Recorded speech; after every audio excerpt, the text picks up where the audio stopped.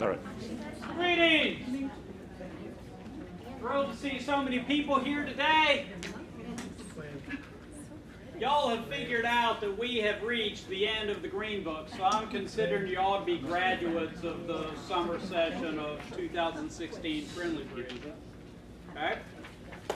So I find myself in the unfortunate position of having to learn something new outside of the Green Book. And we'll get to what I learned or what I'm going to teach after we go over some housekeeping stuff. First of all, as luck would have it, I have a joke for you. A somewhat large church is doing fundraising. And the minister gets up in front of the group and says, all right, we're trying to raise funds. Whoever can contribute the most money will be able to select 3 hymns. And the service goes on, and they pass the plate. And at the end of the service, the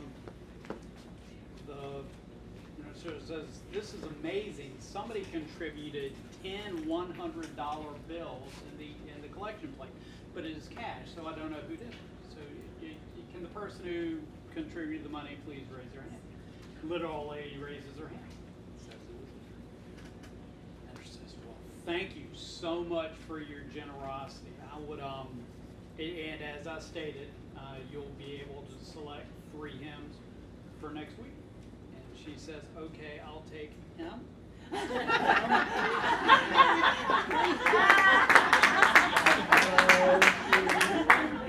like that. All right. Someone explain your fault.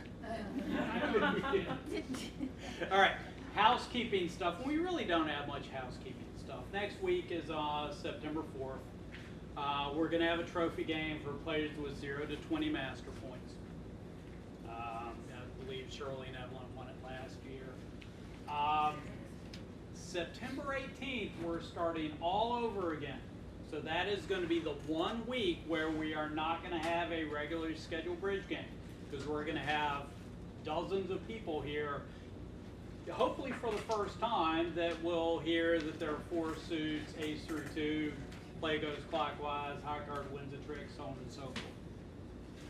Next week, we are going to go over filling out a convention card. I will have some lesson prepared for September the 11th.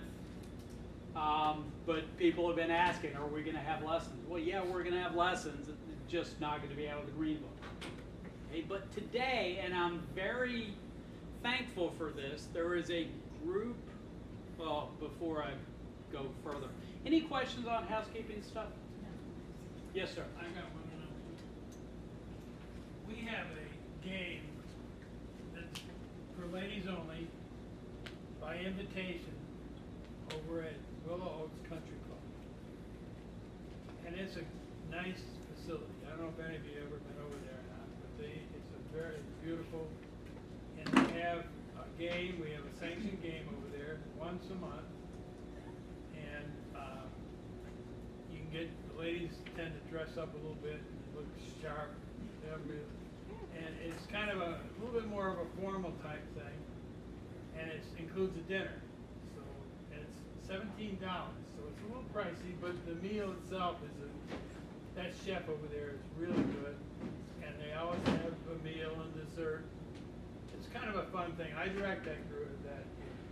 And so if anybody's ever interested, what happens is it tends to be the people that are always playing in it. And so no one gets to invite the new people. And so the new ladies never get invited. I'm inviting you. I'd love to have you play in it. You need to call a person by the name of Liz Martin. She's in the director. And if you need her phone number, I'll get it for you. But it's a nice game. It's on a Friday. It's the 3rd Friday of every month. And it's just fun. It's a nice game. The company, you guys could all play it. I'm not worried about that at all. June, you played it, didn't you, one time? Have you ever played it? No? starts at 10:30. You play that, yeah. Great. Yeah, it's a fun game. So And is it lunch or dinner? Lunch. it's lunch. Lunch. So it starts at 10:30. We usually break for lunch about 12:15. After I stop everybody from doing all the talking, because the ladies all get together and I know, I should. Anyway, after I can stop them from talking, then we start playing bridge again. And it's a fun game. And so I'd love to invite you. You're welcome to come. And just let Liz Martin know that you're coming. We've been known to get up to 19 tables. And it's not we've got all age groups. We've got people that have been going to it for years. And they're not very good bridge players, but it don't matter. We have a good time. So love to have you. So, okay? Thanks, Ed. Yep. Yes, sir. This trophy game next week, what time, what, Sunday night or? Yeah, it's just our regular Oh, okay. show up and play, but at the end of the game, we're going to announce trophy winner. If that makes any sense. Now, I do have one more piece of housekeeping stuff, and it's a relatively important piece of housekeeping stuff. There is a non-life master tournament coming up at the end of September. It's going to be at the Clarion. Okay, Paul and I are going to be running it. Saturday, we're just going to have 2 pair games. We are probably going to have an expert lecture before both sessions on Saturday, and the expert lecture is almost certainly going to be me, because that's the way it works. We couldn't find a real expert, so they're going to let me teach. I enjoy doing it. We are still up in the air on what's going to happen on Sunday. Sunday, usually at a tournament, you have a team game, which is what we're going to talk about today. Unfortunately, the Sunday of the tournament, I believe it's the 25th, is going to be competing against a North American Open pair game at the same time in the same building. So instead of having the 18 pairs or 18 teams that we'd usually have, last year we had 7. Okay, so don't know what we're doing on the Swiss game. Some people have expressed disappointment that we weren't going to have it. So we're still up in the air. But last weekend in September, tournament, the Clarion, love to have you come out. If you need partners, contact Paul. Is it Friday, Saturday, or Oh, it's just Saturday, Sunday. Do 2 pair games on Saturday, team game on Sunday. If Sunday happens, we're still up in the air. Yes, ma'am. What's the difference in a pair game and a team game? I am so glad you asked that question. Are there any other questions? The nice thing is it's non-life passes, so that means all those people that we've learned not to like too much can't play it. So that just leaves you guys with your regular group and then some of the people that play on Saturday, Sunday afternoon. But it's still a good group of people. All right. So the question was posed, what is a team game? Let me tell you. Team game, instead of having a pair, and pairs north-south stays put and east-west moves around the room, a team game is a team of 4 people. Okay. So I've got team number 1 over here. Okay. I've got team number 2 over here. The way the team game will work is the east-west from table 1 goes to play against the north-south at table 2, and the east-west from table 2 will go play against the north-south at table 1. And I'm going to, for the purpose of this, I'm going to say you're going to play 6 boards. Okay. Now each pair will start with 3 boards on their table. When they finish their 3 boards, they will raise their hand for a caddy, and we usually have a caddy. Last tournament was my 12-year-old daughter who ran her cute little butt off and did a really good job. Who will take the boards from table 2 to table 1, boards from table 1 to table 2, and you play the 6 boards. Okay? And afterwards you compare. to see who won. Any questions? God, okay. Details. So I'm going to say that I am sitting north. And when I'm sitting north, I am in charge. Okay? Everybody have a team card thing? Because this is what you're going to be keeping score on today. You don't need to write this down because I'm going to leave it up here. Okay, I'm sitting north, so I'm writing down my traveling score. My first board is 2 spades in the north, and we're at plus 110. Okay? Second contract is 4 spades in the north, and we are plus 620. Third contract is 2 hearts in the west, doubled, and we are minus 670. Ooh. Okay. And number 4 is once again 4 hearts in the south. We are minus 100. Board number 5 is 5 diamonds in the west, doubled, and we are plus 500. And board number 6 is 3 no in the west, and we are minus 600. Okay? So I played my 6 boards, and I wrote down the scores. I did them like this on the scorecard. I got my pluses in the plus column, my minuses in the minus column, like we talked about last week. I don't need to say that this is 2 spades plus 2. I just write down the score of whatever it is. So here the score is plus 110. Okay? So these are the 6 boards that we play. And then our partners get back, and they're ready to compare. Okay? And North will be in charge of this. North will say on board number 1, we are plus 110. Okay, we're 2 spades in the north, we're plus 110. And East-West says, oh, we were in 2 spades in the north as well, but we are minus 140. Okay, because instead of making 2, they made 3. Okay. Now, the way a team game works is you take the net result, what we scored less what they scored, and if we beat them, we get known as international match points, or imps. If they beat us, then they get imps.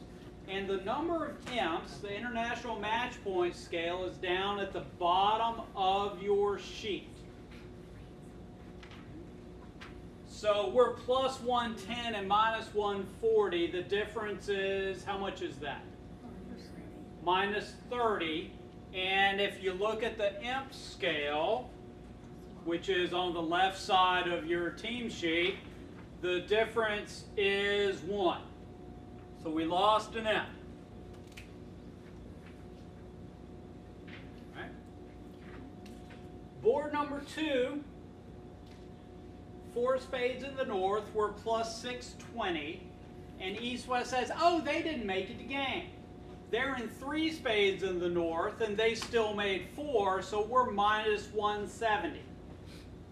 Okay, plus 620 and minus 170 is plus 450, which is a 10 imp swing. Everybody see how I'm getting this?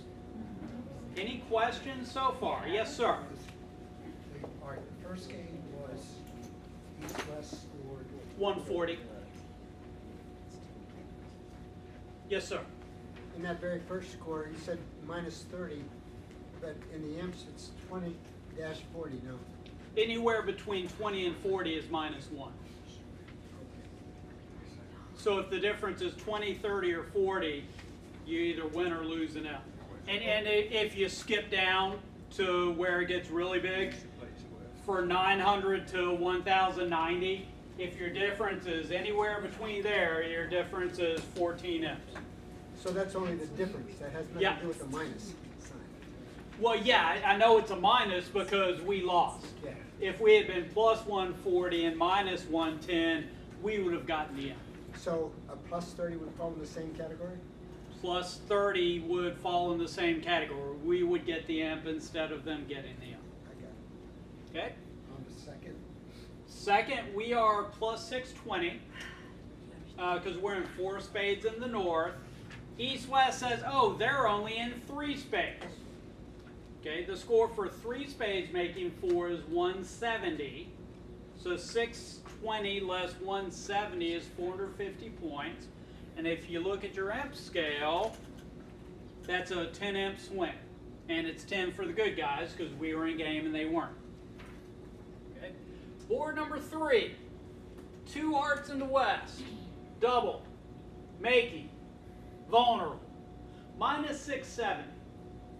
And your teammates say, oh, you doubled that? And you forgot to set them. Okay, well, we're plus 110. We made our 2 hearts. They didn't double us. So minus 670 and plus 110 is minus 560. Which is, yeah, that's 11 imps for the bad guys. Okay. Board number 4. 4 hearts in the south. We're minus 100. We went down 1. They said, oh, well, they didn't bid the game. They're in 3 hearts in the south, and they made their 3. So we're minus 140. Minus 100 and minus 140 is minus 240, which is going to be 6 imps. Yes, it's not looking good. All right, board number 5. They made it to 5 diamonds. We doubled them and set them 3. So we're plus 500. And so, oh, well, they didn't bid 5 diamonds over us. We were in 4 spades, and we made, or they made 4 spades. We didn't bid 5 diamonds to get doubled. So we are minus 620. Okay. So at the other table was 4 spades in the north, making. And that's vulnerable. Okay. Make sure I did that right. What are the odds? Yep, 4 spades in the north, vulnerable. Making is minus 620. So plus 500 and minus 620 is minus 120, which is going to be 3 imps. Okay. Board number 6. 3-0 in the west. We're minus. They made it right on time. They're minus 600, and our partners say, "Oh, well, we made 2 over tricks. We're in 3-0 in the west, and we made 5." Okay, so that's 660. 660 less 600 is 60, which is 2 imps for the good guys. Okay. Any questions on what we've done so far? Yes, ma'am.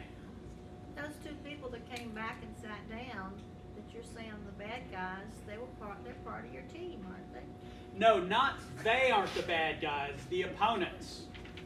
The opponents are the bad guys. And they aren't really bad. They may not be guys, but they're not us. They're not the team we're rooting for. It's the opposing team. The opposing team. Yes, so the 4 of you people, team number 1, you combined to be responsible for So this. they came back to the table and told us what those people did. No, they're telling you what they did. At our table, board number 1, the contract was 2 spades in the north, and you said 2 spades in the north, and we made 2. Okay, and they say, oh, at our table, the contract was also 2 spades in the north, because they're sitting east-west, but they made 3. So on their scorecard, they were minus 140. Okay, so plus 110 and minus 140 is losing an imp. So we're comparing our north-south with their east-west. Yeah, and actually the other team's doing the same thing. So at the other table, the north-south would have said, we're in 2 spades in the north making 3, They say, oh, well, they only made 2, so they won an imp. Their score should look just like this, only flip-flop, the pluses and minuses. That makes some sense? No, it really doesn't. Okay, well, the way you're going to learn this is by doing this, and I'm going to give you an opportunity to do that in about 10 minutes. So Okay. what you're saying is that we should never sit in north. Yeah, and I just moved over here. Okay, I guess that's one way to look at it. All right. Now I'm going to just, I don't know what my response to that is, so I'm just going to move on. All right. In a team game, there are a couple of types of team games. The first is called a Swiss team. That's what we're going to be playing in tonight. That's what the Sunday events at most tournaments are. In a Swiss game, you will play against a number of other teams. Okay, you'll play a match, and win or lose, you'll play another match, and you'll play 6 or 7 matches during the day. Okay? The other type of team game that's popular is called a knockout, where you play against one team for 24 boards, and if you win, your team goes on to the next round. If you lose, your team is out of the tournament. Tonight we're going to talk about Swiss games. Okay? In a team game, in a Swiss game, you are battling for 20 victory points. At the end of the match, say, how'd you do? Say, well, let's see, we're plus 12 and we're minus 21. So we lost this match by 9 imps. Then you look at the 20 victory point scale, which is in the middle of your team sheet. In a team game, the two of you are battling for 20 victory points. If my team crushes your team like a grape, we get all 20. If we tie, then we each get 10. If yours crushes ours like a grape, you get all 20. And if the difference is somewhere in between, you split the 20 victory points.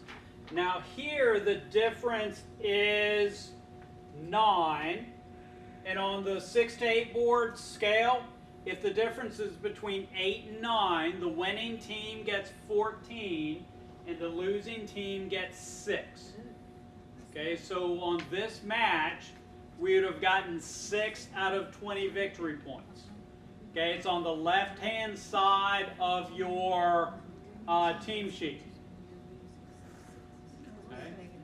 So if we had won by 3, we would have gotten 12 out of 20, and the losing team would have gotten 8 out of 20. Everybody seeing that? Any questions? Yes, sir. Maybe you're going to talk about it next, but the right-hand column, far right. How do you use that? The far right? Yeah, where it says 9 to 11 boards. Oh, if you're playing 9 to 11, if we had played a 10-board match? I got you. Yeah. Oh, okay. I got you. Okay. And usually we'll just, and today we aren't going to play 6 boards against each team. We're going to use the 6 to 8 imp scale. Okay. Now, you will note some things on this area. You might not note it, so I'm going to point them out to you. Okay. On hand number 2 and hand number 4, both of these hands, we were in 4, vulnerable. One of them we made, one of them we didn't. Our opponents were in 3 on both boards. One of them made 3, the other made 4. Okay? We won 10 imps for being in game when the opponents weren't. It's called a game swing. And when it only made 3 and we went down and they made 3 right on the nose, we lost 6 imps. Okay? In a team game, there is a premium placed on making it to your vulnerable games. It is not as important in a pair game. Okay, if I have a board where I expect to make 3.5, there really isn't anything pushing me in a pair game to be in 4 versus being in 3. In a team game, because of the way the scoring works, okay, you really want to bid your vulnerable games and your vulnerable slams. If you have a 38% chance of making game, and who here can figure out whether you got a 38% chance of making game? Okay, but if you have a 3.5 bid, okay, a lot of times bidding 4 in a team game pays off. Okay? So bid your vulnerable games. Now you'll note that we had 2 imps here and 1 imp here. Over tricks are vitally important in pair games.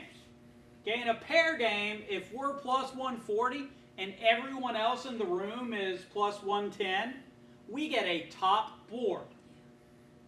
Okay? In a team game, if we're plus 140 and the opponents are plus 110, we get 1 imp. Okay? You'll see that we had 33 imps change hands here, and only a couple of them were on over tricks. So there is a premium on making your contract. If you have a line that will allow you to make your contract, okay, in a team game, it's kind of good thing to make your contracts. In a pair game, if I can 80% of the time I can make 4 in 3 no trump, but the other 20% I go down 1, okay, but I know I can make 3. In a team game, it makes sense to just make 3 and not worry about the over trick. Okay. Now, one other really bad thing happened here. Anyone guess what it is? Yeah, this right here. Minus 670. Okay. We doubled the opponents in the game and forgot to set them. Okay. If you're going to double the opponents in the game, you need to set them. And the only way I expect that I really know we're going to set the opponents is when I have trump tricks that they do not anticipate that I'm going to be able to take. It's called having a trump stack.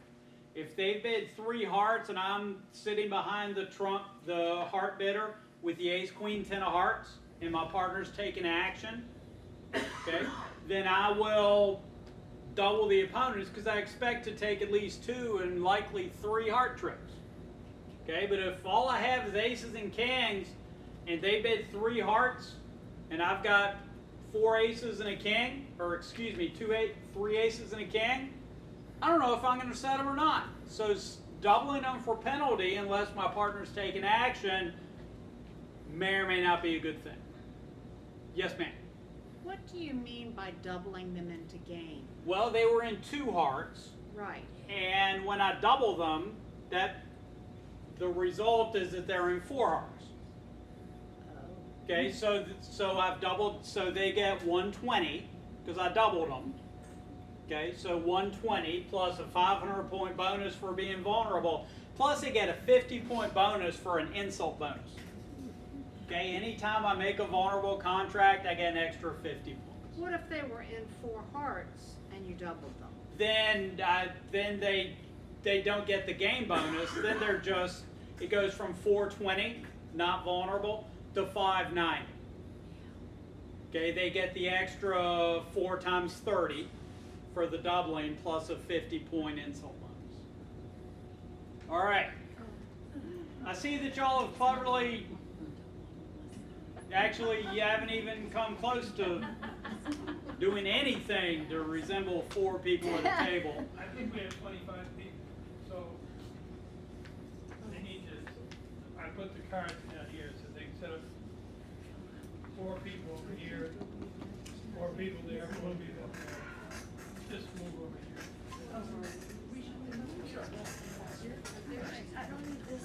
You guys want to move